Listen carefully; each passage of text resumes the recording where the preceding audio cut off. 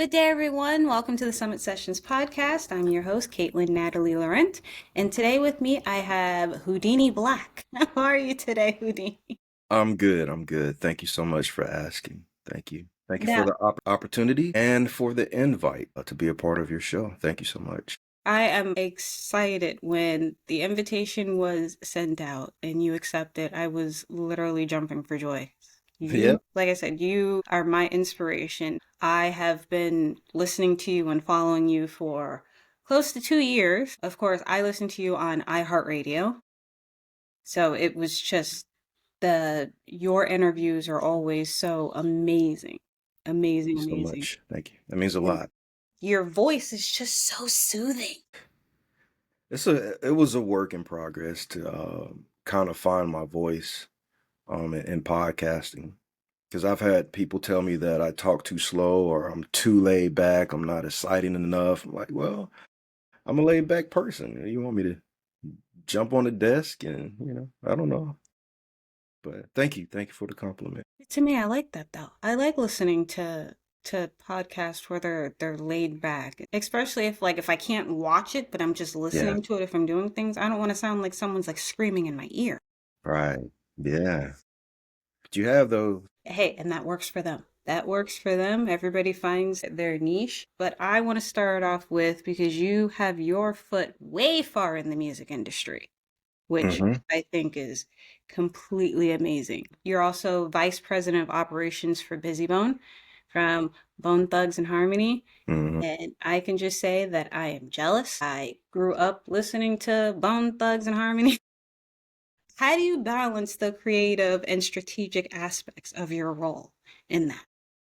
With the way that the industry has shifted so many times in so many years, the thing for me is just staying ahead of the innovation, of the changes sometimes. And then when you're dealing with other people, it's easy for me to say, I need to do this. But when you have to tell another grown person they need to do something, sometimes, the language can get blurred. But then again, it's all in a presentation. So if I'm telling my client, like, okay, this is the trend, this is what all the people are doing for attention, and hey, it may help if you do something along the same lines. And I kind of package that into a presentation to where they can understand what I'm saying visually and not just saying, oh, this kid is just telling me what to do. And it's more so we're trying to, as a company, as a business, increase our bottom line, increase our profit. Sometimes that requires being innovative and ditching old ideas for new concepts. Now, how was that job opportunity brought to you? Because that's unique. You don't hear very many people becoming vice president of operations for artists, let alone very well-known artists. Yeah. Yeah. Okay. So I have to paint this picture because this is all God's work for those who believe in higher powers, the universe, Mother Earth, God, Yahweh, Jehovah, Allah, Buddha, any God that you subscribe to. I believe in the Christian God, Yahweh. So all of this is because of him. What happened is Bone Thugs and Harmony is a $50 million entity. They sold over 60 million records. They beat out the Beatles with their Crossroads single, mega group in the 90s, 2000s. Uh, Growing up, I grew up Christian, so I wasn't allowed to listen to that type of music. But my cousins, they were all gangsters and thugs. So whenever I visit them, they would kind of, come here, preacher kid. I'm a pastor. I'm a evangelist son or son of an evangelist. So they'll say, come here, preacher's kid, show you something. And they would introduce me to hip hop and secular things like that. And I got sucked in immediately. So my cousin had this tape, and there was like some weird letters on it, old English, and I've never seen any style of writing that way. It's like, this look interesting. He pops it in, and it's just, I'm blown away. I've never heard music like this. I steal the tape. Yeah, I stole.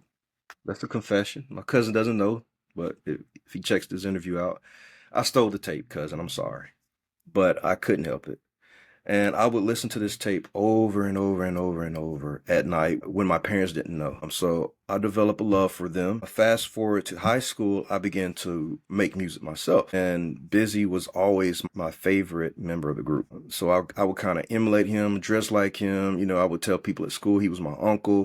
I would say one day I'm going to make so much money with him. I'll be on stage with him. Just saying all these fan things. And people are like, oh man, you're crazy. You'll never do that. You're a kid from Mississippi. You guys only have shoes. We totally have shoes. For some reason, people think Mississippi is like just still walking around barefoot. No. Anyway, so I'm writing like fan letters to Busy, and I'm saying all this, Stan fan stuff in this letter, and I send it.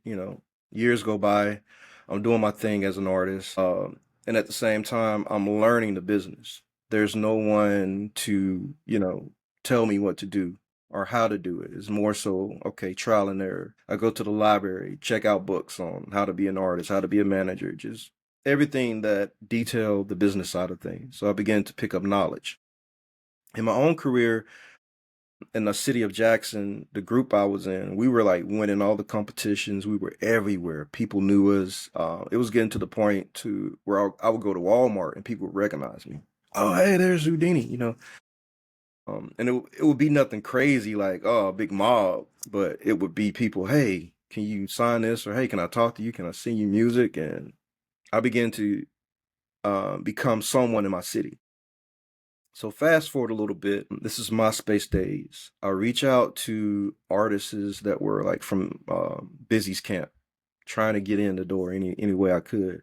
And I met one guy who was from Mississippi, and he was like, "Oh yeah, man, you're from Mississippi. Come on, come on, come on, come on, come on." And the way that this guy just took me in because I was from where he was from, I kind of now have that same mindset. If you're from my town, I'm rocking with you.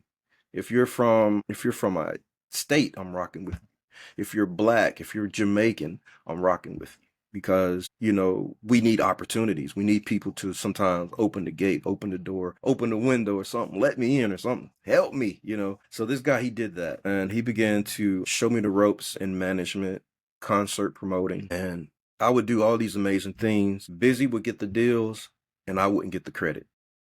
But the mentor would get all the credit because he was the one taking the risk in some form of fashion. And I was like, oh man, that's crazy. But I understand, sometimes you got to give a little before you get. You have to plant those seeds. Fast forward a little bit, 2 or 3 more years, I began to manage Busy's crew, some of his artists, finding them record deals, concert opportunity. These guys are doing amazing things in other cities. Busy catch wind of it. He's like, yo, who's this guy? And somebody told him, hey, it's this kid named Demetrius. So they get me on the phone with Busy. Busy had just dropped this rock and roll album. It was called Crossroads 2010. A little bit of hip hop, a little bit of rock. It's like, yo, I need a guy to just make some things happen. Are you the guy?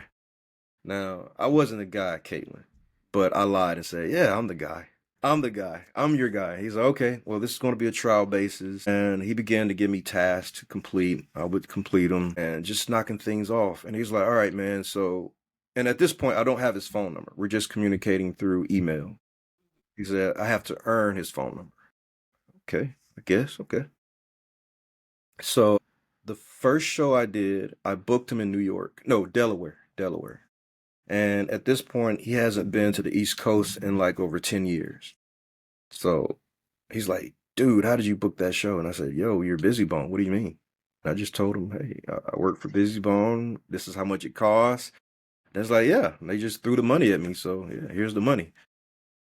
And from that point, I think he was like, yo, this guy is doing some different things versus what my regular folks do on a normal. They're booking me on the West Coast and the South where I'm big at, but I haven't been to the East Coast in 10 years, and this guy come in and he books me on the East Coast, like like that. So I had these deals, these weird deals that would come into place like that. Clothing deals. We just sealed one last year for like 55,000, and if we've been working together for like 12 years at this point, he's like, still, how did you do that? It's like, well, you're Busy Bone. What do you mean?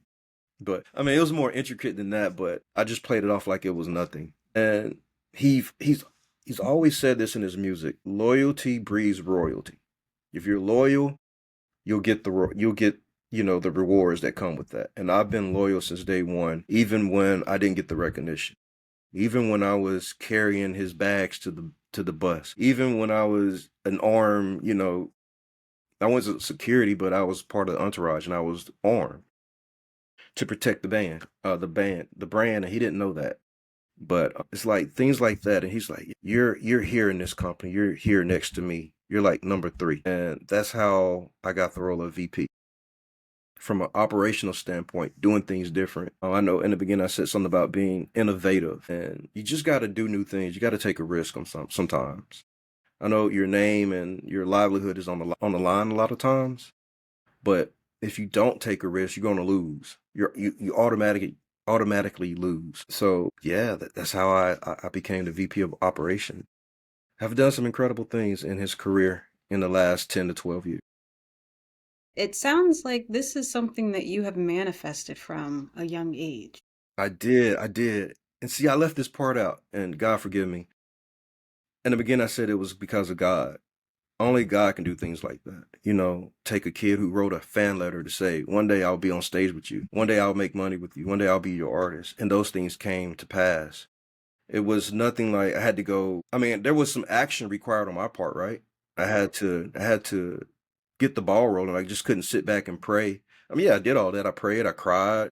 I was broke at one point in time, homeless. Yeah, I cried about it. God saved me, helped me, and he did. He delivered me each time. And it's like, dude, how do you speak something into existence? I mean, it's not like it was instant. It took years. It took like 5 years, 7 years. Trial and error. I went through so many things. I went through divorce. I went through dying a bunch of times. I went through a suicide attempt, and still being stained and broken, God still felt like I was fit to play this part, this position in such a grand scheme that's way bigger than me. And coming in humble, knowing that I can be broken at any moment, I think is just one of the things that keeps me around, because I know I'm just a dude, man. I'm just a dude, a kid still with dreams to accomplish.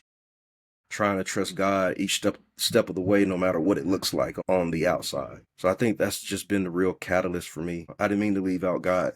Please forgive me. But he's the reason why everything has happened, even from the manifestation of just saying, this is what I will do one day. If you speak it, it's going to come to pass, whether it's good or bad, if you believe in it. Like if you connect your heart with your mind, powerful things happen because faith kicks in at that point. I don't have a plan B. I don't have a plan C. This is it. This is it. And I'm not going to let it up until either I die trying or, something happens, some miracle happens. So that was one of the things, just trying to hold on to something that I said I was going to do. And that's not always easy in this world. It's really not. The the role that you have, like it's very rare to hear that because most times, and you can correct me if I'm wrong, but most times when you have someone that's the vice president of operations for a celebrity, it's usually someone that has years and years and years of experience and a resume to back it.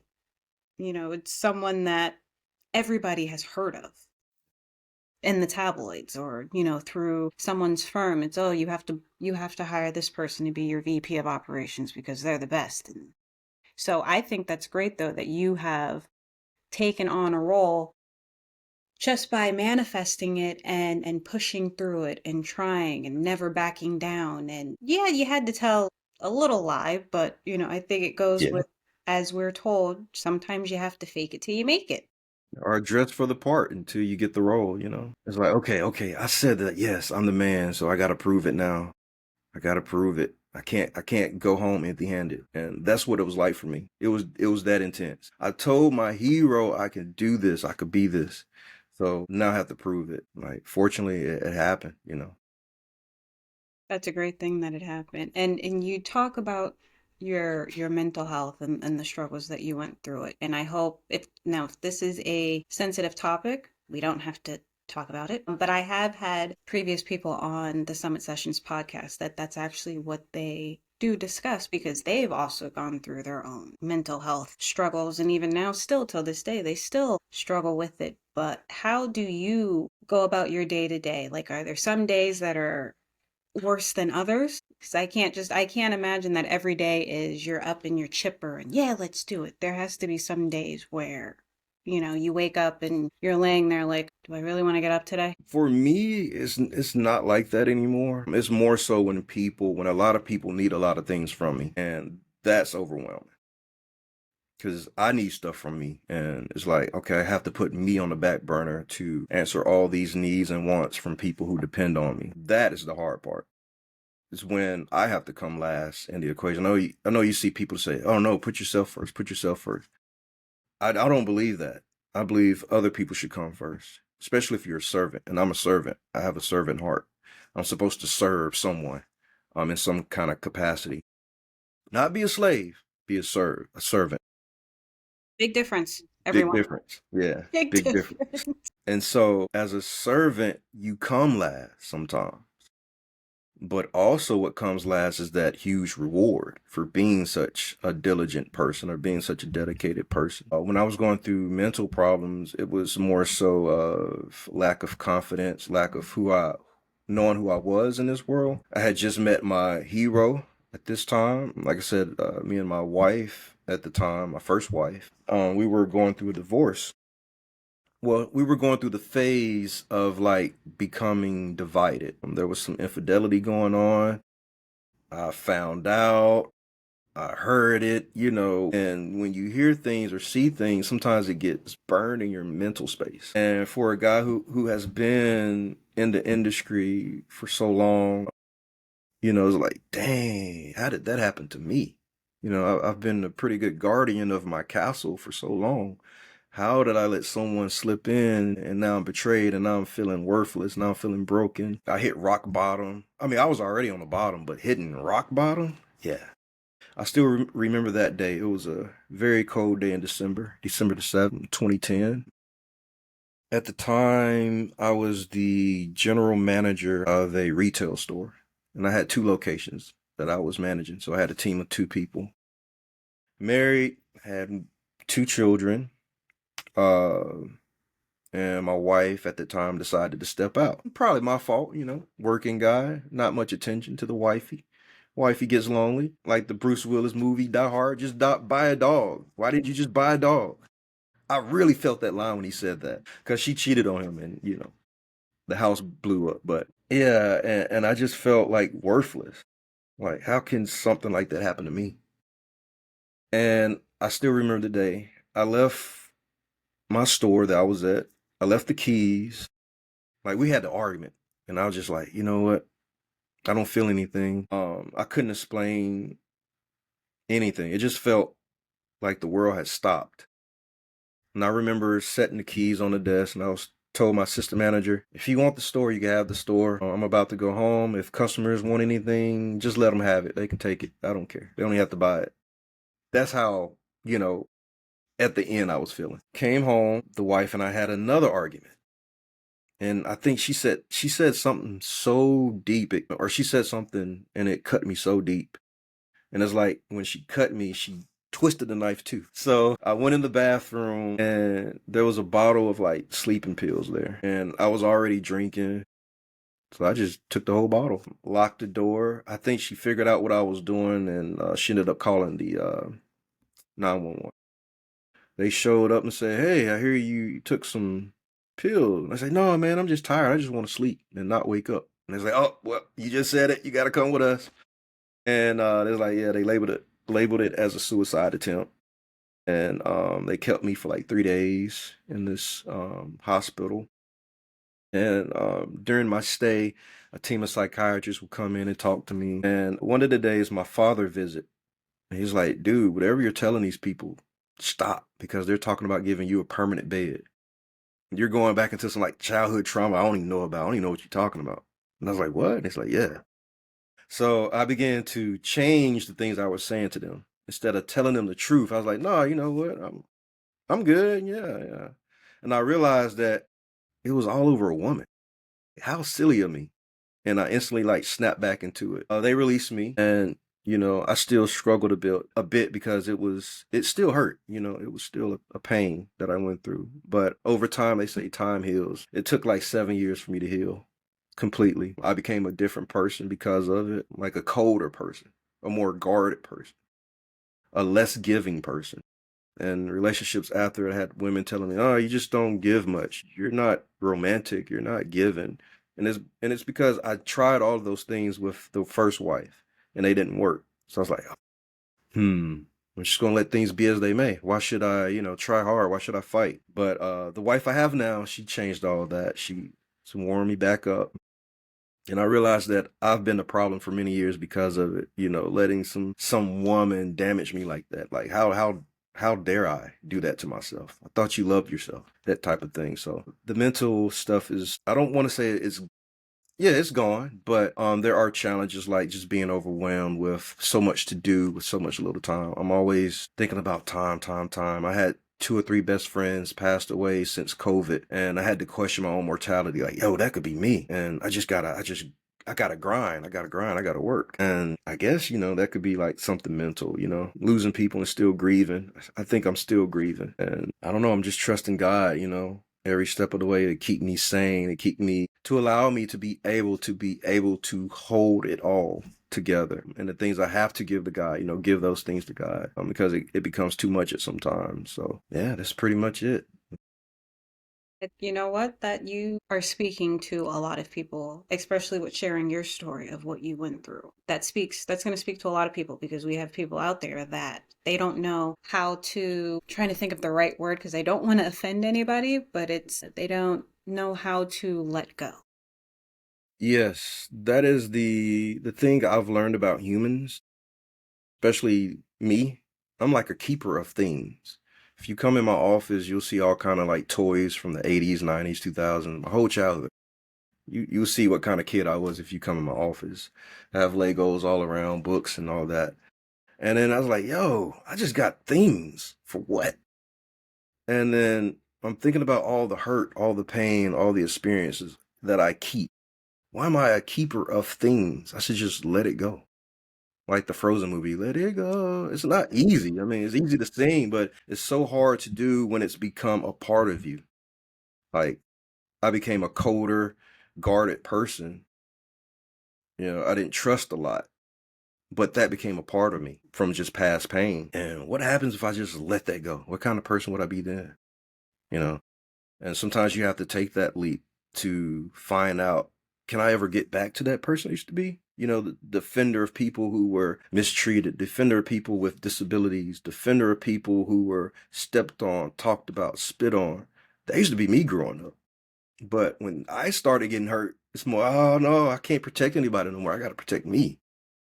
And I was no longer fighting for others. I was fighting just for my survival, my sanity. And I'm getting to the stage now where I was like, okay, I want to be that person again. I used to fight for people with disabilities. I used to beat up the bullies who would beat up people at school because they couldn't defend themselves.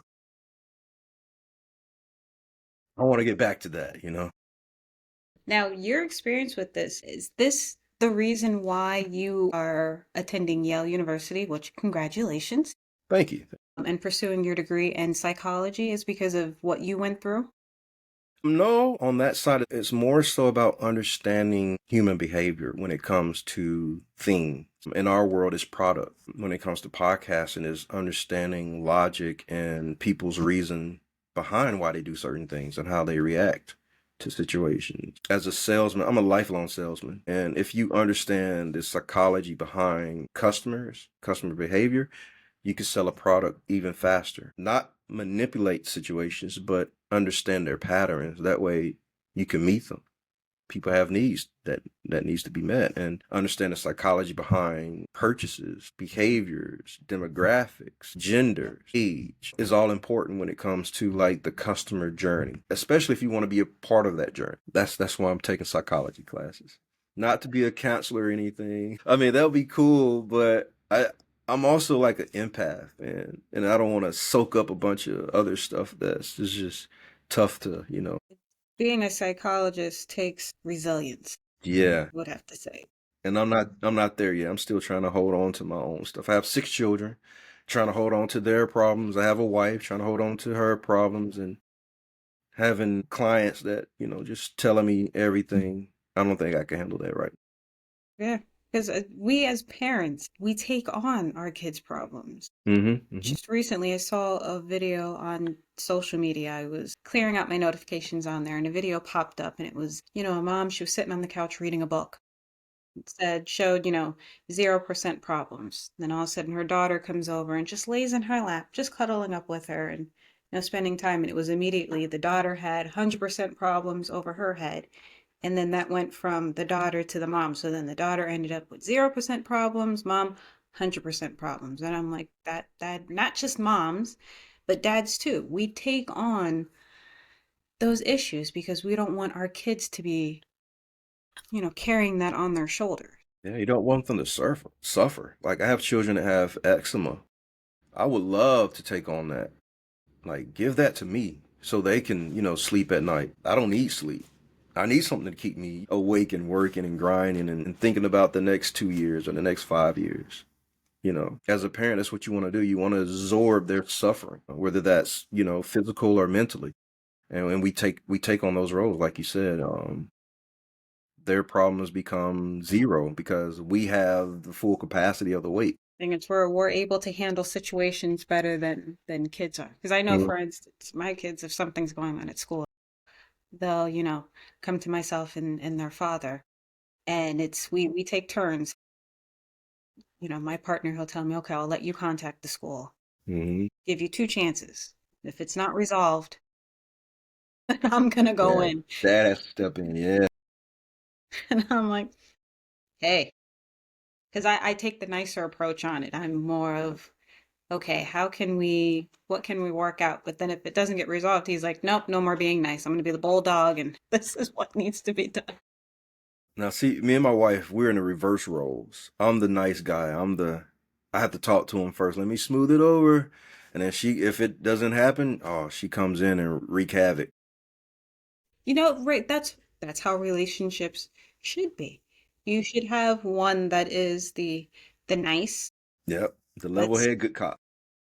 You need the good cop and the bad cop. I completely agree with you on that one. Now, I want to go to back to your music. I'm sorry if we went off track, but I think what you were talking about is actually really important. But you Indeed. are a two-time winning recording artist. Yes. And What? no, you still are. There is no was. You still Well, are. I'm not actively doing music at all. I will appear on a track that's coming out in the next couple of weeks. And that's been like 7 years since I've been on the microphone or performing. So that's amazing for that to happen. But yeah, that comes out in the next few weeks. I just did the hook for a friend or the chorus. And he's trying to reel me back in. I'm a podcaster now. I create content. But you're still performing. See, you're still, you have a mic. Yeah, yeah. It's just not musically. My son, he's trying to pick up the interest, so we'll see how that goes and if I get to ghostwrite some things. Other than that, yeah, I think I've transitioned into a podcaster.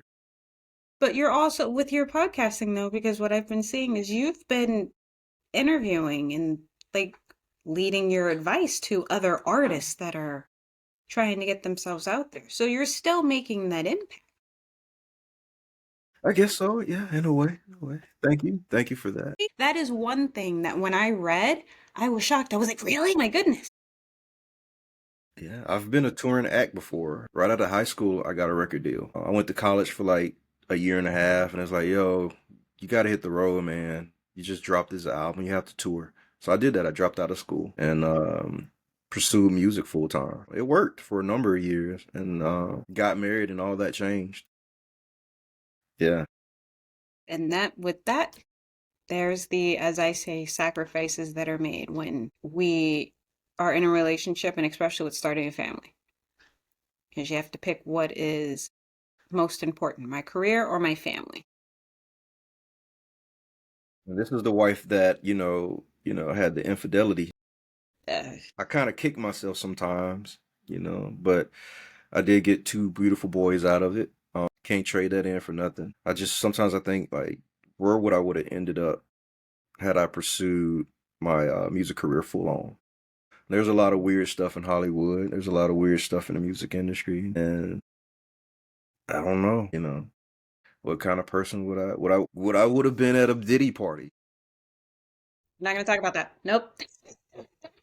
You won't get into. But you know what I mean, right? You could fall into so many different things in this industry, and I still can, but I think I have like I'm just a different person where I'm dodging that kind of stuff.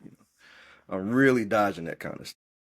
But when it comes to that, it also takes the strong will and having the right people around you, Yeah. that are keeping you away from that.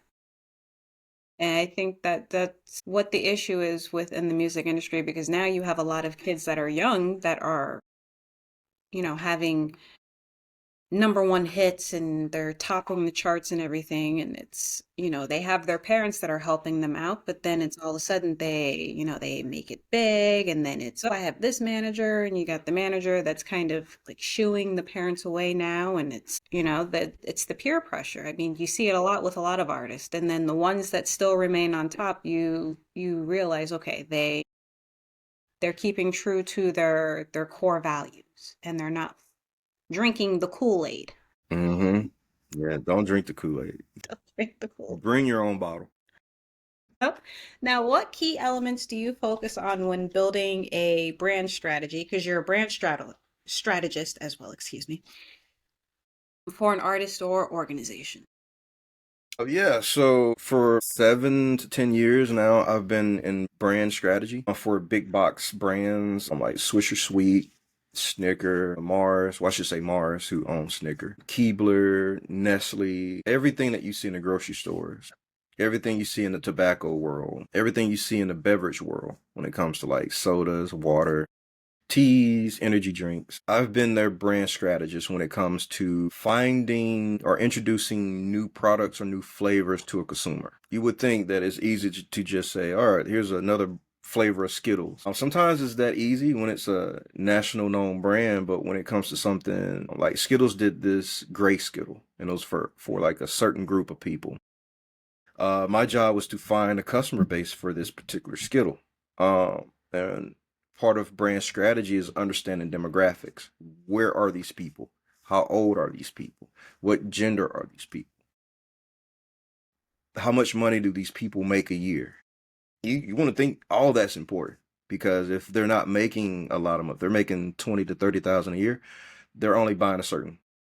They're only buying certain things. Like if you go to the gas station, you're on a $30,000 salary. You're probably only getting gas if you smoke cigarettes, and that's it. You're not buying anything, any candy, any chips, any nonsense that's not helping you. Versus if you're like 60 to 75, 80K a year, you're probably splurging a little bit. You're probably getting the slushy, the Snicker, the gas, the cigarette, and the scratch off. You got a little bit of money to play with. So those things are important when it comes to introducing a new product, because you know who's going to buy it and who isn't. Let's go to a college town. Well, college kids don't have money. At least I didn't. I was broke and depressed in college. It felt like jail. That's probably why I dropped out too, to chase music. So you take those things and you look at the data in real time and you say, okay, this is where I could present it. This is how I can present it.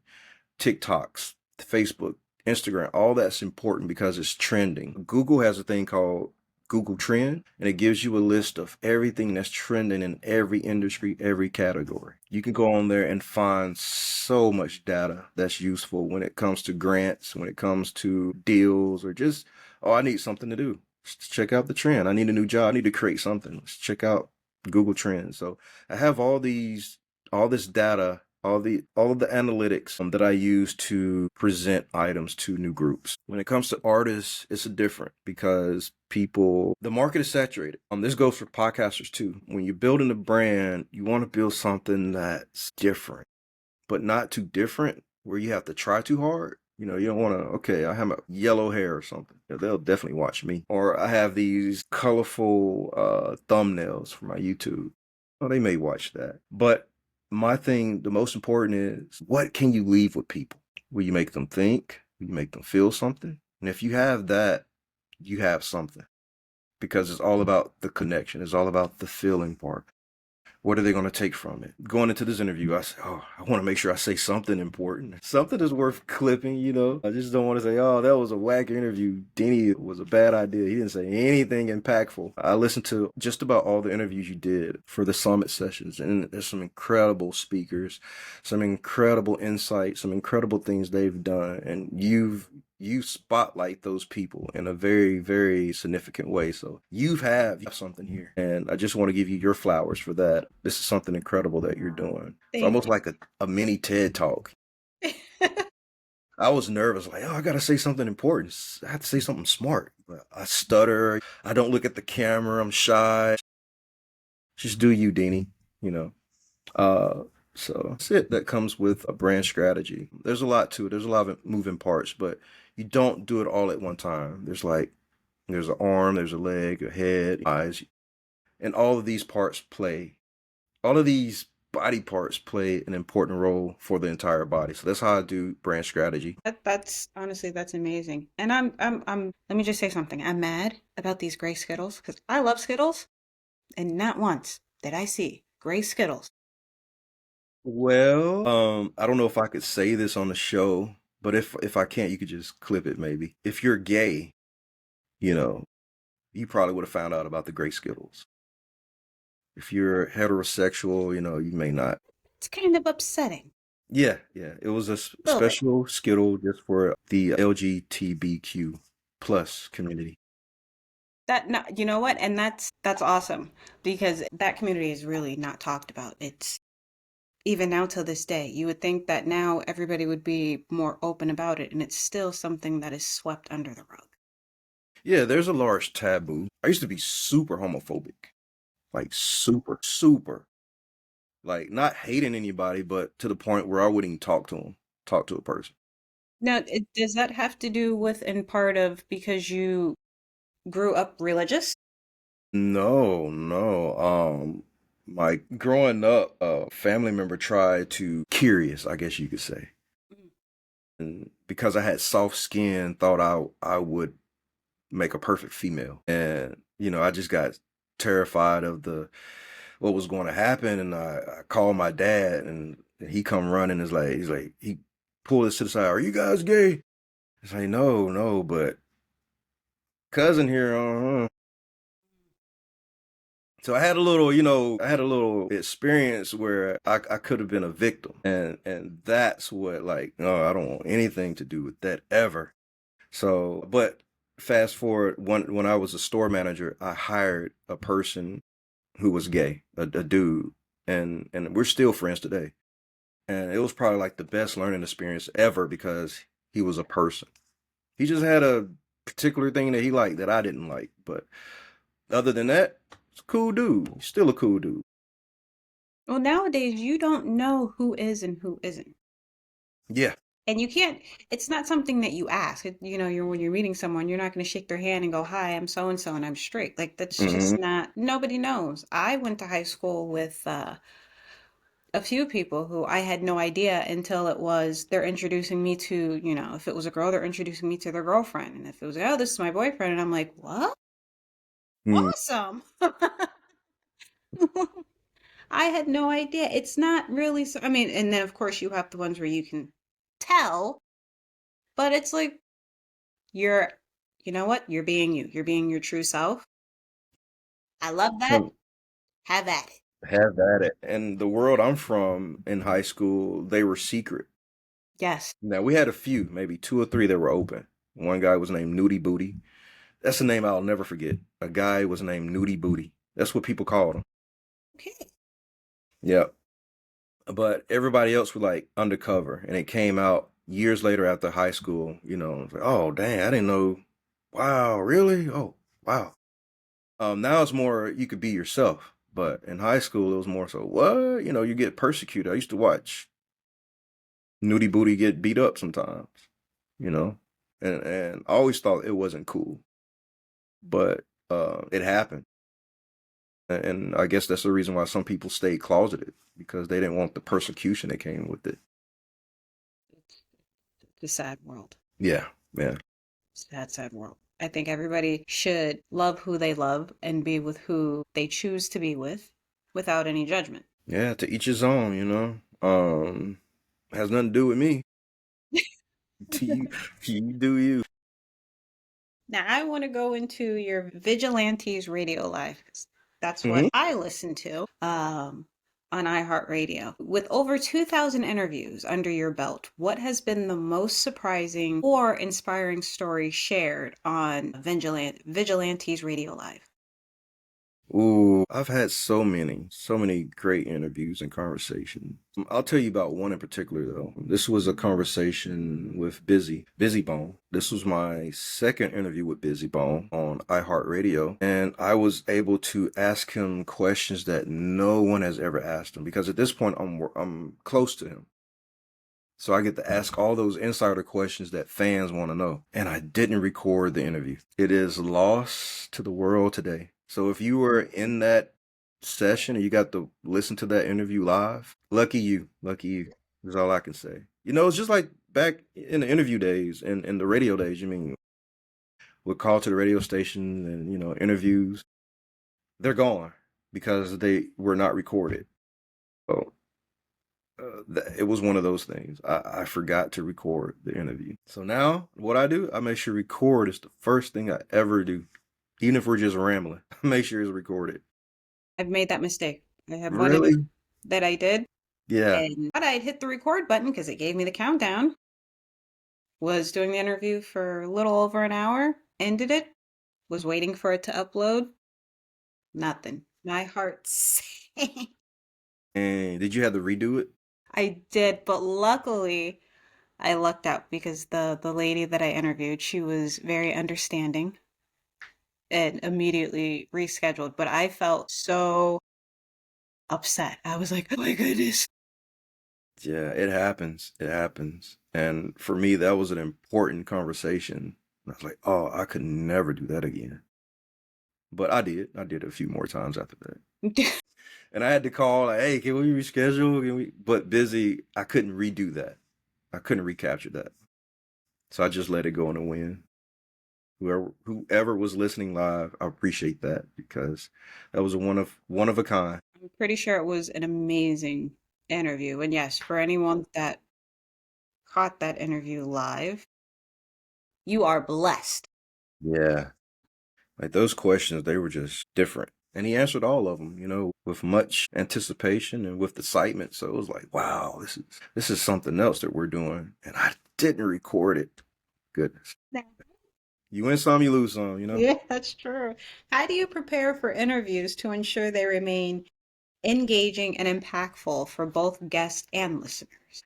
Okay, so interesting. I am 11 years in now. It will be 12 years in September of this year. For the first 10 years or 10 seasons, 10 years, I handwrote every question, um, did the research and all that.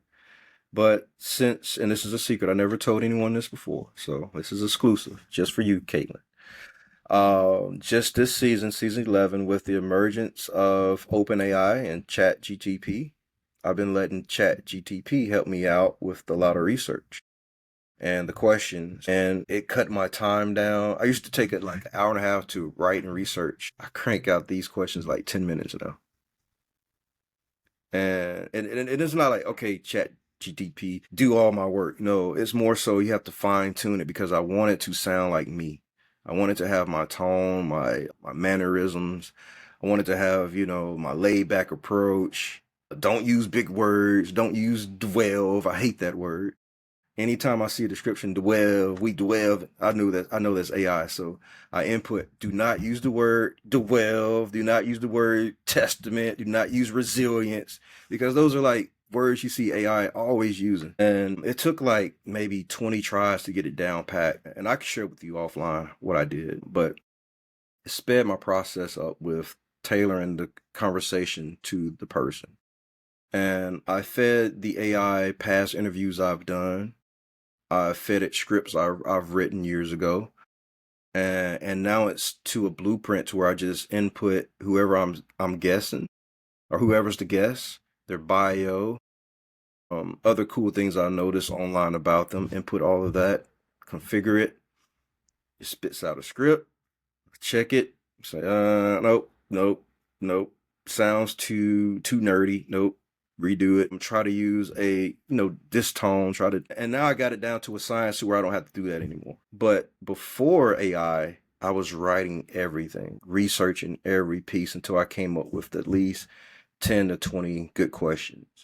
The questions were so good, Katelyn, that I would only be able to ask three because the guests would go on and on and on because it's such a, I guess, intricate question for them. With AI, it's not the same. I could maybe fire off 5 to 7 questions, but I still have 8 to 10 more questions that I could have in my arsenal to ask. So just being prepared before the conversation even happens has been key. I used to interview without any script.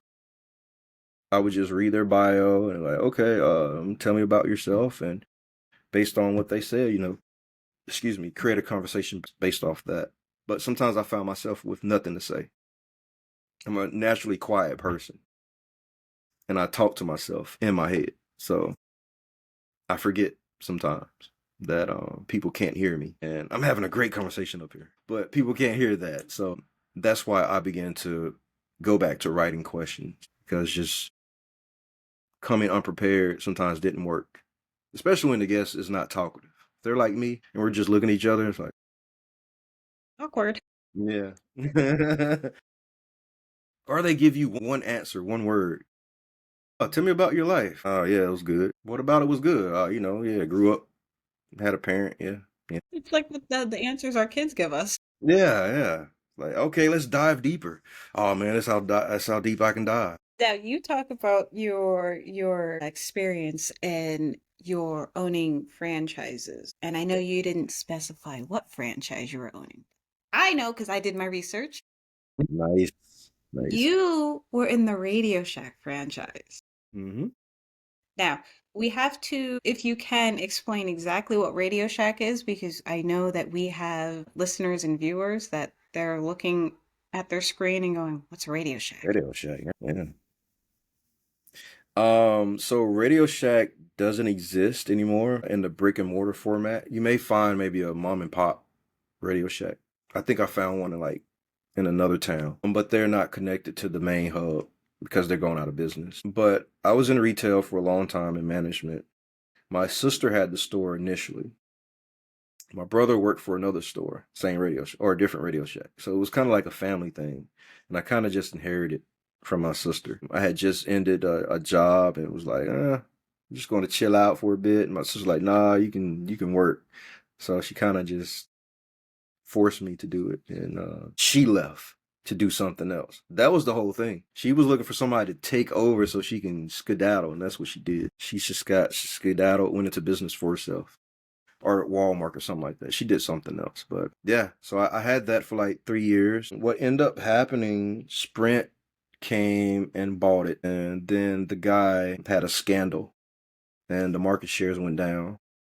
Then Nick Cannon came in and partnered with Radio Shack. So I had a chance to meet Nick Cannon, work with his incredible brand. This is before Wildin' Out. This is for all the stuff he was doing. And yeah, things just didn't work out because when corporations begin to buy brands, things change, the politics change. And that's what happened. I was losing money to the point to where I was paying employees out of my own pocket. And yeah, at that point, it's like, mm, mm-mm. There's nothing that we could virtually do to improve the stock in Radio Shack at this point because the company would just, they wanted to be cell phone. They wanted to be a cell phone company versus the component store as they used to be. Radio Shack used to, oh, I forgot to explain Radio Shack. So Radio Shack was big on walkie-talkies, remote control thing, innovative science project. I know kids in school now are working with STEM. STEM started at Radio Shack with projects, building drones from like the propeller, using soldering irons, working with circuit boards, working with Raspberry Pi, which is what you have now that can create the Linux system. And you can, I know you're into gaming, so the emulators that you see on the Nintendo Switch or on the PC that can emulate the Game Boy and the PlayStation, the Nintendo 64, those were all using Raspberry Pi, which was sold at Radio Shack. So it was like the ultimate component store to build anything that you could imagine, even bombs. Um, the Radio Shack was very helpful. There is an online version of Radio Shack today. If you There need is. battery, yeah, Radio Shack. You know what? Radio Shack was the store that I always shopped at as a kid. But it's one of those places that didn't grow with the time. How things were changing in business and with technology. You would think a tech store would be on top of it. No, they were the last to do things and then try to get into the cell phone space and failed. So if they would have just stuck to the components and the pieces and parts that they used to sell, they would have been amazing. I probably would have still been at, no, I wouldn't say that. I wouldn't have been there, but Radio Shack would still be around today. It happens in business. And now that I know that Radio Shack still exists online, I will Mm-hmm. definitely be checking it. Yeah. Yeah. I buy batteries in bulk from Radio Shack. Yeah, because I remember Radio Shack was like their prices were reasonable. Yes, indeed. And their batteries were just Energizer that were just wrapped in the Radio Shack logo. So it's like you're getting the same thing, but for cheaper. Yes, but then they also, I believe they also had the charging dock to where you could put the batteries in, which Yep. is Energizer. But then Radio Shack had their own brand of it, and growing up, we had those all the time because we used to go through batteries. Yeah. Those green batteries. Still remember their color. They were green, the Radio Shack logo. Batteries, and then when they came out with the batteries that you could charge, here we were, and the outlets all around the house plugged in with the Yep. batteries. Yep. Let it sit overnight. That's like also, didn't Radio Shack also have the batteries where you had to press really hard the plus and minus button and you can see how much juice was? Yes, the analog battery tester. And I would have people come in all day. Hey, test my battery. Because we had all that equipment. Test my battery for me. I could sell it to you. No, no. You do it for free, so do it. So, yeah, that's one of the good things about Radio Shack. There was a lot of free things. Your fingers would hurt. I think that's why people are bringing them in because when we were doing Yeah, them at home, you got to you press down gotta, hard. yeah. You see the blood in your fingernails. Now, I want to get into your other venture, which is with the Mississippi Gators. Yep, yep. So we have a sports team, a football team. My best friend, he coaches this team, and I'm just on the board. All we do is party and raise money. If you like sports and you like to party and spend money, definitely come check out the Mississippi Gators. I mean, that's my side of throw parties and raise money and be interactive with the kids in the community. So for the kids, we have different things we do in the community. We don't actually ask for donation when we have the kids. It's more so what can we give back to the community because we're playing in this community. We're pulling out kids from this community that want to, be a part of sports or leave their problems behind and focus on things where they can excel and not, oh man, home is so terrible. Oh, my parents are so terrible. Or school is terrible. Or I don't have good clothes. I don't have good food, but I need something to take my mind off of the negative so I don't end up a part of the crime statistics, right? So that's why we're heavily involved in the community with trying to give back because when you're giving, you don't even think about your problems anymore because it comes back to you. It comes back, and for our organization, it comes back in the form of equipment and people just being kind-hearted, just opening doors for us. That's my work with the Mississippi Gators. It's a junior team in Mississippi, Jackson, the Jackson area. Sports fanatic, so I will definitely have to check out the Mississippi Gators. Yeah. Ages, I think we go from third grade up to like sixth grade. Um, That's uh, we're spanning ages in the near future, but for right now, I think this group of children are just so moldable and impressionable right now that this is a very important part of their development when it comes to discipline and staying committed to something that's not just about you, that's about a team effort plus the community part of it, giving back and just being a part of something that's positive. we need more programs like that all throughout the Yeah. world. Yes, indeed, indeed. There are some kids that want to play sports, but because of financial reasons, they can't. Yeah. And that's where you come in and play. So I hope everyone takes from Whodini Black Thank you. and does something of this nature as well. Because that's, when I was growing up, there were, I'll never forget this. And I grew up in a pretty decent area. It was well to do with my grandparents, but there were these two elderly ladies that their husbands had passed away. They didn't have any children Hmm. and no grandkids, and they wanted to make an impact on kids' life, like you are doing with the Mississippi Gators. So they developed this golf program called Links for Kids. And I remember I was in fourth grade PE class, and PE coach, we were running laps and jumping hurdles and everything, and he sat us down and he brought that up. And golf was something that I had always watched on TV with my grandfather. My idol was Tiger Woods. Nice, nice. And I always remember telling, my grandfather, I want to play golf. And of course, doing the research and just financially wasn't happening. Just too much money between lessons, clubs, having a membership to a golf club. We just couldn't do it because I am the youngest of two boys. So when this opportunity came, I immediately jumped on. I was like, oh, me, me, me, me. Yeah. And it was amazing. These ladies, they paid for everything. Lessons, clubs, shoes, all golf attire, picked me up, brought me to and from practice, buy me lunch. On days where we didn't have practice, they would come. They would, of course, call my grandparents and go, it's Saturday, it's a beautiful day. Can we come pick up Katelyn because we want to go play 9 holes? Yeah. And that was something that I actually kept doing up until middle school. And then because of course you have to help out with family, that was one thing that I had to put on the back burner. So I didn't pursue it as a career. Now it's still something I still do. Like here and there I'll go Right. to the driving range. And it's a skill that I am actually glad that I have because especially in my line of work, if I need to go close a business deal, and especially if it's with men, that's the best way to close a deal. Golf. Go play golf. It's a great skill. And it's a wonderful stress reliever. I don't know if you've ever tried your hand at golf, but if you're ever angry, just go to the driving range and whack a few balls. You'll feel better. Yeah. We have a Top Golf now, and I've been 3 times already. It's only been open like for a few weeks. I think I'm going this weekend. So But yeah, you're right. it's fun. Yeah. And we have, the 18 hole thing, but I've never done that. But I do enjoy putt putt. I do love someone who think they can beat me in putt putt. I do love that. I could just see it. It's a whole bunch of trash talking. Yeah.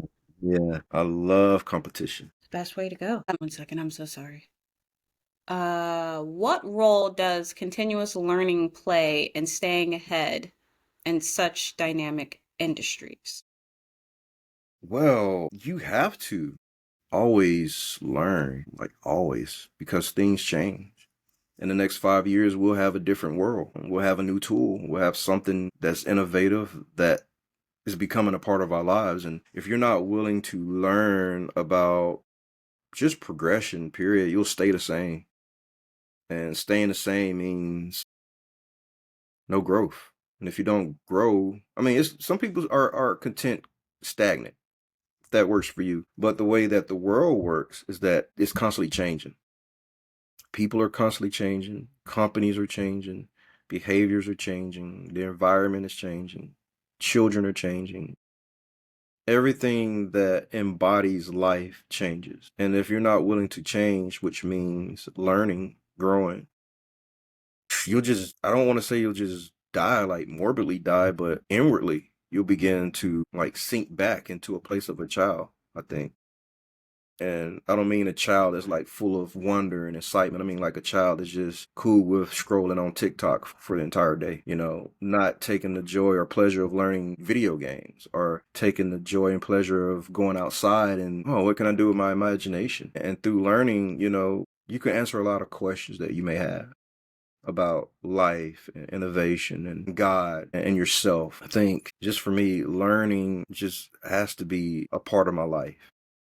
What else am I going to do if I'm not learning anything? If I'm not learning, I just go to sleep for the rest of my life and do nothing. Just become a vegetable. Mhm. until someone decides I'm no longer needed on this planet because I'm not doing anything, just taking up space. So for me, learning is like life and death. I have to learn something. I have to. It's that serious. That's it. Laws are changing. You got to know the law. Yes, they really are. Like you just have to know stuff. Now, your work with Word of Life Church showcases your dedication to mentoring youth as well as with the Mississippi Gators and obviously all the other works that you do. Now, how has this experience influenced your career and personal values? Personal values, career. Like I said, I'm a servant, and that comes from a lot of my faith, of being rooted in Christianity. Growing up, my parents were the Christians for us, even though, every time the church was open, I was in it. But that doesn't necessarily mean I was learning anything or dedicating my life to God, which I wasn't. You hear the saying that preacher kids are the worst. Yeah, I'm proud of the ringleader of being the worst. As a matter of fact, my first, well, one of my rap monikers was the Black Sheep because this was just what I felt like. I was bad luck. I was bad news bear. I was the family member you didn't talk about, you didn't bring up because I was so sporadic and chaotic. I gave my life to God at a young age in children's church at the same church that I attend now. But I've also been a professional prodigal son in my life. Running from God, running from truth, running from righteousness, being a professional sinner. Like you name it, I did it. Uh, Anybody would dare me to do something, I did it. And sometimes when you're broken, you don't have any other choice but to run back to your creator. Like, yo, I tried to put myself back together, it didn't work. I fell apart again. Put me together this time, God. And you have those different moments through your life. At least I did, like more than once. And I wasn't fully like the Christian life. It was like, okay, yeah, I go to church, but Monday I'm back to sinning. Tuesday I'm back fornicating. Wednesday I'm back doing whatever I'm doing. And then Sunday is back, you're back clean again. It's like, and you go through life like that and not knowing that's not the correct way. So, my second marriage really changed me. Now, she wasn't like Christian. She was more so like me. Yeah, we're gonna YOLO. But meeting her like prompted us to attend church more often. And as I would attend, I would begin to listen instead of daydream. Or like, oh, I can't wait to get home to eat. I can't wait to watch the game. Now I'm actively listening. And I'm hearing certain things that are like, oh, that's me. Oh, that's me. And throughout all this time where I'm being a prodigal son, a real good sinner, I'm always feeling God's tug. I'm always hearing a lyric that makes me stop. Let me give God thanks. But I'm still not walking that Jesus Christ walk. I'm still not loving my neighbor like I love myself. I'm still not, being merciful. I'm still not being faithful. I'm still not being gracious. I'm still being evil towards my neighbors. Not like I'm kicking their trash cans over, but like maybe I cut them off in traffic, or maybe they asked me to do something. I lied about being able to do it. I'm not really sacrificing my time because it has to cost you something to be a good Christian. It has to cost you something. It's what I'm learning. And more recently, I would say maybe the last 2 years at my church, someone asked me, did I want to serve with the kids? I was like, I'm doing that. We got too much going on. You know who I am? You know who you talking to? Stuff like that. And my father is with me at the time. He's like, yeah, Demetrius, when are you going to serve? I'm like, psh, I ain't serving. But I went home and I could not get the thought out of my mind for the entire week. Second week, same thing. I can't get this thought out of my mind. So I go and I sign up to serve, and it has been the most life-changing thing that I could ever have done. Now I'm still sinning now, even serving. But little by little, as I told you before, I was a cold person. Little by little, my ice block heart is becoming warm again. And I'm becoming aware that I need God in my life. Because without him, I'm just going to be a volatile person who's going to beat you up or curse you out or pay you any mind. I mean, not literally. I wasn't just beating up people. Not if they deserve it. With my words, beating them down with my words. being unfruitful, being careless.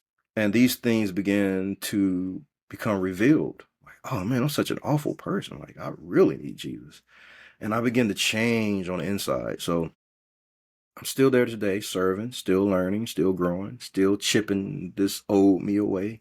I'm still not fully the person I'm supposed to be, but I'm getting close. And it's only God, revealing that I need him. So yeah, every Sunday morning I'm there teaching kids how to do live production. Our church is on TV. So there is live. So there's cameras, there's screens, there's lights, there's microphones, there's all kind of technical things that I'm really good at because I've done it in the secular world with concerts. So I'm teaching kids on how to do live production every Sunday. That is awesome. Now, where can they watch for the viewers out there? Where can they watch? They can watch our Sunday services on Facebook Live, and it's also on a local channel. I'm not sure what channel that is, but I could find out and send you that information. On I this think it's on Fox. Fox. That's right. box? Fox. Yep. Local Fox channel. And the last question for you is, what advice would you give to aspiring entrepreneurs and artists looking to carve their niche in competitive industries? It's pretty simple. In our world, there's so many things that you could do, so many opportunities. Your life is so precious, and you really don't have a lot of time to waste. Growing up, I always wish I was 10 years older. And then you get to the age I am now, it's like, man, I really want to go back to when I was younger so I could learn some more. Learning is such a critical part of my life now that I wish I would have took it serious back when I was younger. I was smart, but had I applied myself, I've been smarter, faster, more proficient. And I cared more about what people thought of me versus these people don't even matter in 4 years. So that is my advice, is that your time is precious, your resources are precious. The people you meet are important. The people you hang out with are important. Don't worry about what they think because you're not guaranteed to know them your entire life. We all have our own paths and journeys and things that will lead us to certain places. Who would have thought in 10 years Instagram would have led to our conversation today? And I think once you take those things in consideration, you would craft your relationships more carefully. You would craft your decisions more carefully instead of the YOLO mindset where you only live once. You daggone right, you only live once. And you only die once too. And everything that matters is between your birth date and that death date, that entire journey. And when it comes to the individual, it's all up to how you perceive that journey. My journey is not your journey. My journey is not Katelyn's journey. Katelyn's journey is not my journey. But at some point in time, our paths cross. And for me, my whole philosophy is that when I encounter a human, I want their interaction with me to be pleasant and not, oh, I really hate that guy now. So to keep it real simple, just be mindful of your decision, your choices, because they lead somewhere. As I was saying, the relationships too. Don't worry about what people think. In this world, just give yourself a plan A without a plan B and say it's either this or nothing else and give it your all. Just imagine if you're going to a 9 to 5, how if you take that time and give it to yourself, those 8 hours that you're given to that job and work on your thing, how much you can get accomplished. Now, I don't mean like just checking social media, checking notifications, but I mean real purpose work, stuff that leads to something.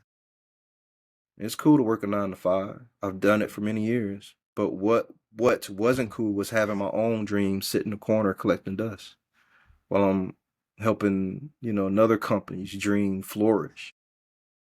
I mean, you said you were a servant. Yeah, that's true. That's true. But a servant isn't bound to one thing when it comes to service. You're only bound to the service you're given. And sometimes services end, and that's cool. It's time for a new adventure. Sometimes services begin, and that's cool as well. Sometimes the end is a beginning. Seasons change. You just got to be ready, be resilient, and keep a purpose in the back of your mind of why you're doing things. Let it be for someone else. just not yourself. Because we can always tell ourselves, oh, it's okay if you don't work today. You deserve a break. It's okay. Take the load off. But when someone else is counting on you, it makes what you're doing even more important. So forget about yourself. Do it for someone else. You got children? That's a good reason. I have 6. They all need cars. They all graduate school soon. They all need things. They need clothes. They need things kids need. They cost a lot. Let that be your reason to do something. Let that be the reason you get out of bed every day. Not just for yourself, for someone else. And that's it. That's the advice I have. Take everything serious, you know? Not serious where you can't laugh, but serious to where, okay, this choice is going to lead to something. Is it something good, something bad? Is it something I can say YOLO and not worry about? Or is it something that's going to leave something for someone else? Plant a tree that I can't enjoy, but maybe the generations behind me can enjoy that. And that's cool. That's what it's about. It's finding your place in this whole journey that everybody else in this whole entire planet is involved in. That's beautiful advice to give, Thank you. and want everyone to take his words of encouragement and his advice with you every day and use that in your everyday life, whatever it is that you choose to do. Because Whodini Black, you are an inspiration to all. Thank you so much. You have overcome many obstacles and you are still pushing strong and you are making an impact. Thank you so much. I All want to glory to God. Yes. thank you so much. I want to thank everyone for their time today. We'll be signing off of the Summit Sessions podcast. I'm your host, Katelyn Natalie Laurent, and this was Mr. Whodini Black. You all have a wonderful rest of your day. Thank you so much.